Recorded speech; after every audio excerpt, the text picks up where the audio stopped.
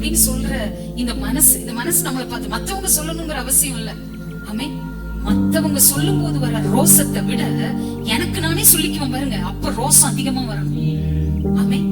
நம்ம மனசு சில நேரம் நம்மளை பார்த்து என்ன சொல்லும்? உன்னால முடியாது, உன்னால படிக்க முடியாது, உன்னால இந்த வேலையை சொல்ல முடியாது, செய்ய முடியாது, உன்னால எதுவும் பண்ண முடியாது அப்படின்னு இந்த மனசு சொல்லும்ல. அப்ப நினைக்கணும், காதே நீ செவிடாயிரு, அந்த வார்த்தையை கேட்காதன்னு சொல்லணும். அல்லேலூயா.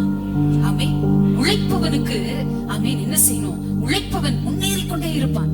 ஆமென். அப்ப வேலையில ஜாக்கிரதையா இருக்கணும். ஆண்டவர் சொல்றாரு, முக்கியமானதை நான் உனக்கு எழுதி கொடுத்திருக்கிறேன், அந்த முக்கியமானதுல ஒண்ணு உன் வேலையில நீ ஜாக்கிரதையா இரு. அல்லேலூயா. ஆமென். கர்த்தர் நல்லவர். பாருங்க, வேதத்தில் அதாவது இந்த ஜாக்கிரதை, வேலையில் ஜாக்கிரதையா இருங்கிற வார்த்தை எபிரேய பதத்துல என்ன சொல்றாங்க அப்படின்னா மகர் என்கிற வார்த்தையை உபயோகப்படுத்துகிறார்கள்.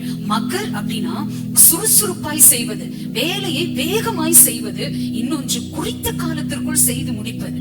ஆமென். இந்த ரெண்டும் நமக்கு இருக்கணும். சுறுசுறுப்பாக ஒரு வேலையை செய்யணும், ரெண்டாவது குறித்த காலத்துக்குள் ஒரு குறிப்பிட்ட நாட்களுக்குள்ள அந்த வேலையை செய்வதற்கு பழகிக்கணும். சில பேர் காலையில சிங்க்ல பாத்திரத்தை போட்டா நைட் 12 மணி வரைக்கும் அப்படியே கிடக்கும். ஆமென். அடுத்த நாள் கூட இல்ல, அன்னன்னைக்குரிய வேலையை, அன்னன்னைக்குரிய துணிய ஆமென் பாஸ்டர் வரும்போது வேக வேகமா அழுக்கு துணி எல்லாம் எடுத்து ஒரு மூட்டையை கட்டி கட்டல் கடியில ஒரு எத்தி விட்டு போகல உன்னை பட்டி தீட்டிடுவேன் உள்ள தள்ளி விடுறது. ஆமென். அன்னைக்கு மட்டுமா நம்முடைய சுத்தம் இல்லங்க. ஆமென். சுத்தம், பழமொழி சொல்லுவாங்க, சுத்தம் சோறு போடும்.